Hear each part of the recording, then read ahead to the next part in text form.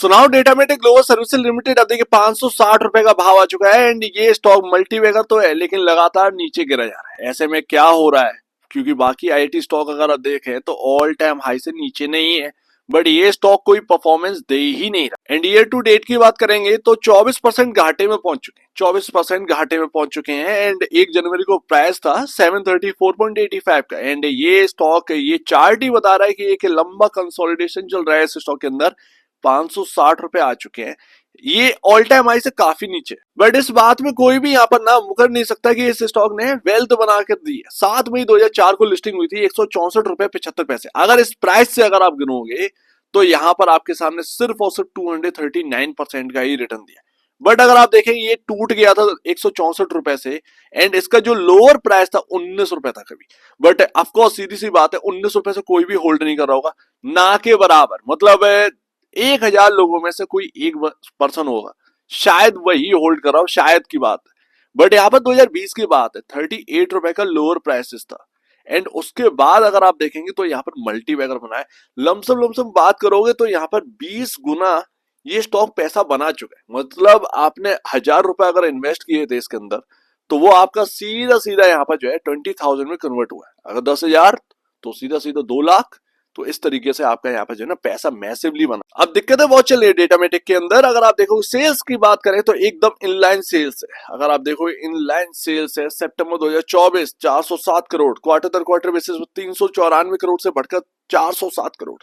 क्या ही निकल कर आया है। मतलब अगर आप देखें 13 करोड़ का ही यहाँ पर सेल्स यहाँ पर इंक्रीज होता नजर आया है, यानी कि बिल्कुल इनलाइन नंबर है। एंड उसके पहले भी कुछ यही हाल था, उसके पहले भी कुछ यही हाल था। तो अभी आपके सामने परफॉर्मेंस नहीं आ रही है, कंपनी कमेंट्री आई है, वो काफी इंपॉर्टेंट है, काफी कुछ है देखना।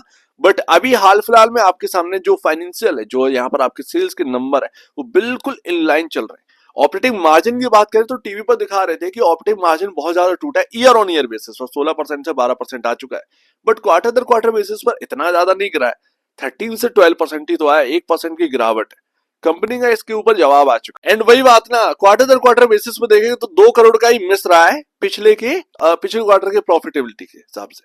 49 करोड़ से अगर ईयर ऑन ईयर बेसिस पर देखें तो गिरावट आई है, 7 करोड़ का मिस है।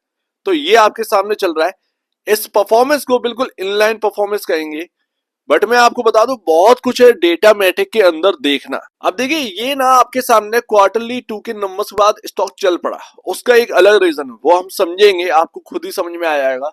अर्निंग पर शेयर हमेशा इंक्रीज होता था, यानी कि किसी भी हाल में आपका जो ईपीएस बना है पिछले क्वार्टर तक, ठीक है, उसके बाद अभी अगर लेटेस्ट क्वार्टर आया है तो उसमें ईपीएस इंक्रीज होना जरूरी है, ठीक है ना। तो वो अगर इंक्रीज होगा तो फंडामेंटल चेंज हो गए, अगर नहीं होगा तो भाई खराब हो जाएंगे।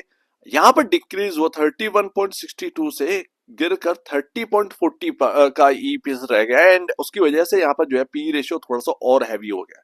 18.45 का पी देखने को मिल रहा है एंड 2.57 टाइम अपनी बुक वैल्यू से ऊपर स्टॉक का भाव काम कर। एंड शेयर होल्डिंग पैटर्न में कुछ खास नहीं है, खास कुछ भी नहीं देखने को मिल रहा है। आप देखेंगे प्रोमोटर यहाँ पर जो है 66.41% ही होल्ड कर रहे हैं। एफआईआईस का इंटरेस्ट खत्म, एकदम जो है लगातार कट कर रहे हैं अपनी स्टेक।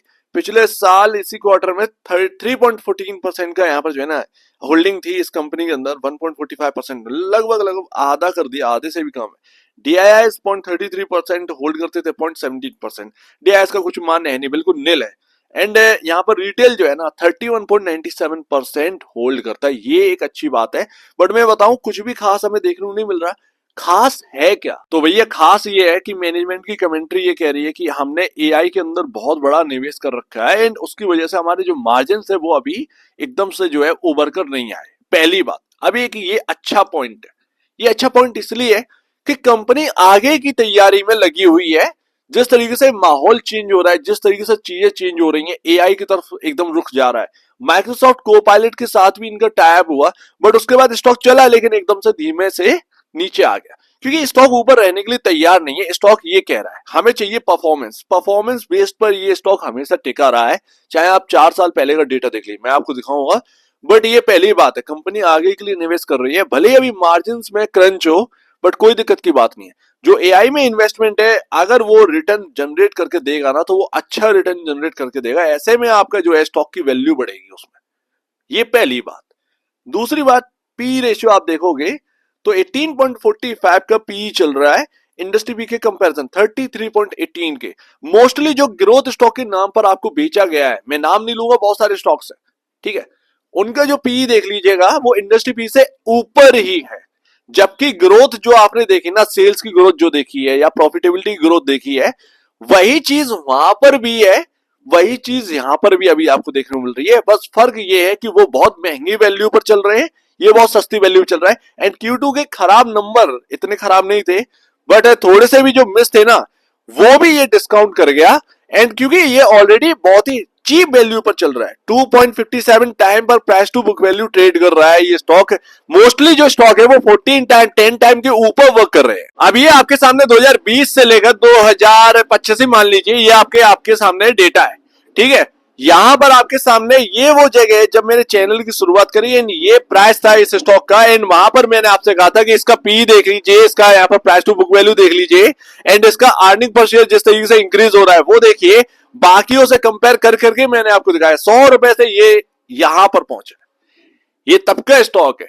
एंड ये लाइन जो है ना, ये 4 साल की लाइन है, मैंने डिलीट नहीं करी है आपके सामने, ये तब की लाइन है, तब मैं बात करता था, ठीक है।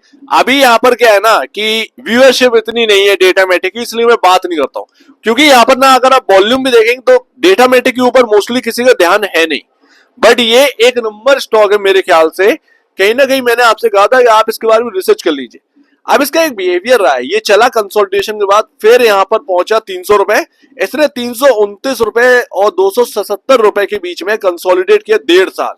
जब आईटी का स्टॉक्स गिर गए, विप्रो गिर गया 750 से, टीसीएस गिर गया था बुरी तरीके से, इन्फोसिस गिर गया था, एचसीएल टेक्नोलॉजी गिर गया था, ये स्टॉक कंसोलिडेट किया, आपका रिटर्न जो है वो बर्बाद नहीं किया, ये एक बहुत अच्छी बात रही। उसके बाद जब आउट परफॉर्मेंस की बात आई आईटी के अंदर, सबसे पहले आउट परफॉर्म करके दिखाया, मैंने कवर किया था इसलिए मुझे याद है, सबसे पहले आउट परफॉर्म किया। एंड उसके बाद इसने एक बहुत अच्छी खासी छलांग लगाई 600 650 तक, एंड फिर नीचे आए, फिर मैंने आपको ये दिखाया, एंड उसके बाद ये 800 के आसपास गया, एंड वहां पर इसका टॉप बना हुआ है।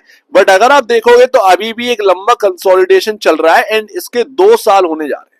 2023 से ये स्टार्ट हुआ, 2023 मिड से ये स्टार्ट हुआ था, 2024 भी निकलने वाली है, लगभग लगभग 1.5 साल हो गया इस बार भी। अब ये कंसोलिडेशन कुछ इस तरीके से दिख रहा है। यहाँ पर मैं बताऊं थोड़ा सा कॉशियस रहिएगा, क्योंकि यहाँ पर ना मूविंग एवरेज को बहुत रिजेक्ट कर रहा है ये स्टॉक, मूविंग एवरेज के ऊपर टिक नहीं पा रहा है ये स्टॉक, सच पूछो तो, ठीक है।